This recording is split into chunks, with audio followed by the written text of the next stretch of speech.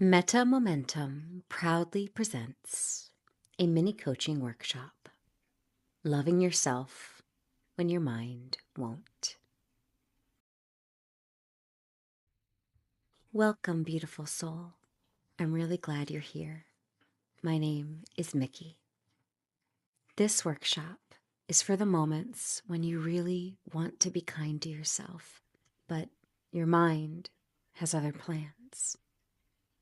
When self-love feels inaccessible, when the inner dialogue turns sharp, relentless, and discouraging, when you know better, but knowing doesn't seem to help.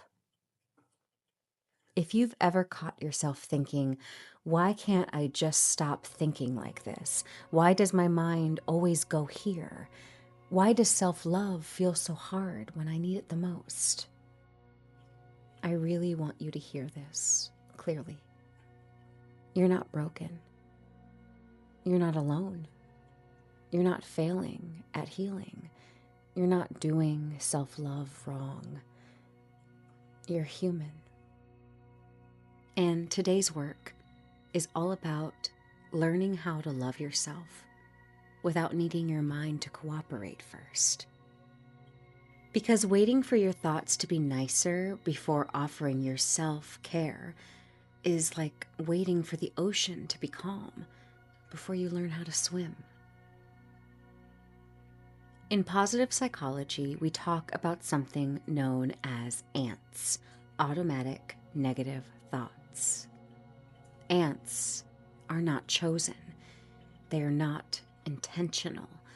They arrive quickly, often reflexively, and usually sound really convincing. They tend to show up in familiar forms, such as, I'm not good enough. I always mess this up. This is never going to work. Everyone else has it figured out but me. Here I go again. I should be further along. Some ants are loud and obvious. Others are quiet, a little more subtle, and sound almost reasonable. I'll try, but it probably won't matter. There's no point getting my hopes up. I don't want to be a burden. I should be able to handle this on my own. That sound familiar? Here is the key thing to understand. Ants are not evidence. They are learned mental habits, often shaped by past experiences, trauma, attachment patterns, cultural messaging, or survival strategies that once helped you to cope. At some point, these thoughts might have protected you. Now, they just show up automatically. And here is the part that most people miss. Arguing with your ants usually just makes them louder. Because ants don't live in logic. They live in the nervous system. Which means self-love isn't about replacing the thoughts. It's about changing your relationship to them. In Buddhism, there is a teaching that fits beautifully here.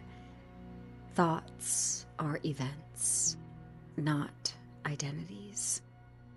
They arise. They pass. The suffering doesn't come from the thought itself. It comes from the belief that we have to obey it or argue with it. Metta, lovingkindness, isn't about convincing the mind to be positive. It's about meeting the mind with warmth rather than a place of conflict or war. Because awareness with kindness interrupts the patterns more effectively than the force ever could. From this lens, self-love is not a feeling you wait for.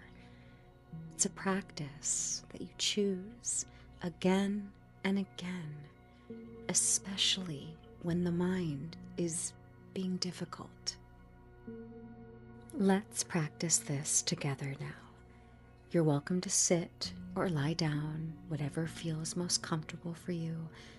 Feel free to close your eyes and just listen or follow along. We'll start with some grounding. Bring attention to your body. Feel where it's supported, where it's connected to the ground or the chair or the bed beneath you. And take one slow inhale in through the nose and gently exhale out through the mouth.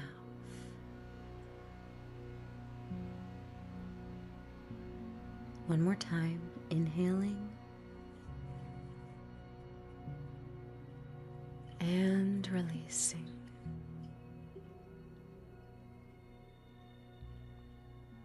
Let your shoulders soften. The jaw is free, unclenching. Let the belly soften. Completely relaxed.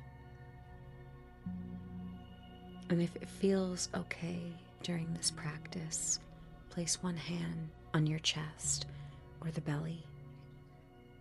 This is not to fix anything. We are anchoring our awareness.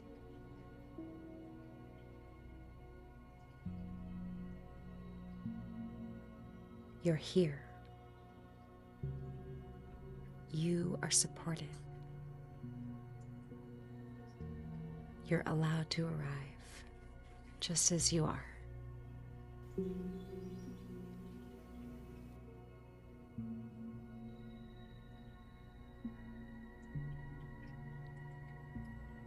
Now, gently bring to mind a mild, automatic negative thought. Not the most painful one, not the one that feels overwhelming, just something familiar. The kind that might show up on repeat. Maybe it's like, I'm behind. I should be better at this by now. I'm doing this wrong. Why am I like this? Something like that.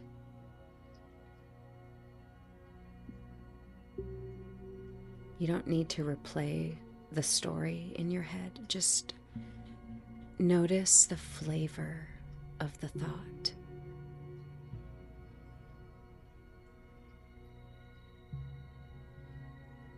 And now notice, where do you feel this thought in your body?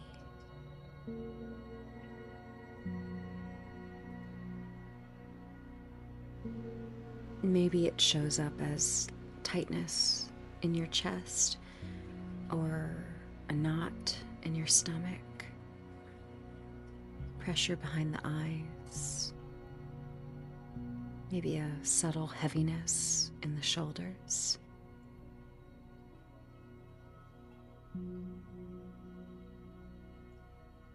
There is no right answer.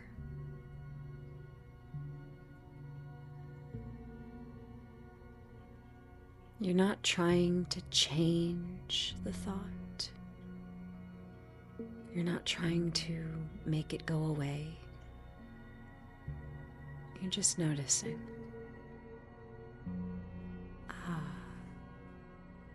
This is here.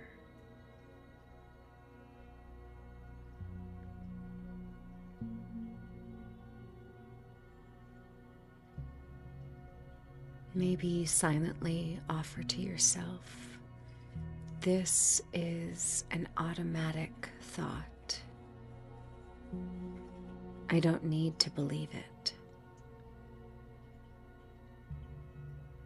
Let the body stay grounded while the thought exists. Stay grounded to the earth. This right here is the interruption.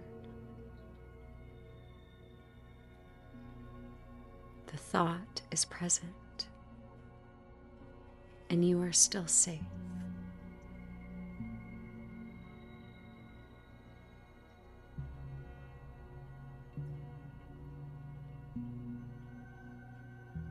Now, offer loving kindness, not to the thought, but to yourself, experiencing it. You might gently repeat, "This is hard, and I'm still worthy of kindness."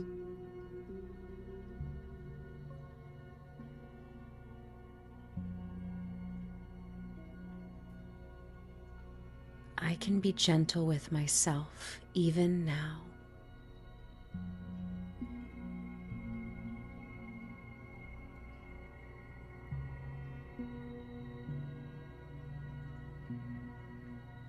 I don't have to fight my mind to love myself.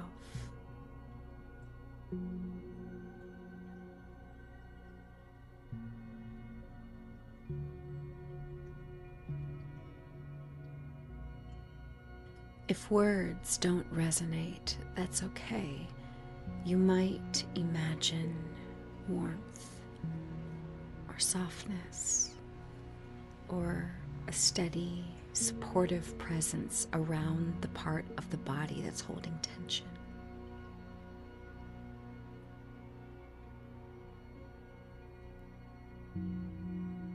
Nothing dramatic needs to happen. You're not trying to feel better. You're practicing staying kind. Stay kind with yourself. This is self-love. It's steady. It's not perfect. Just grounded presence.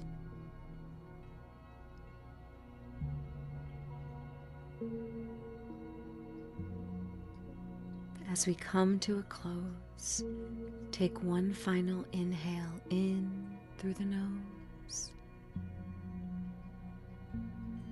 and out gently through the mouth.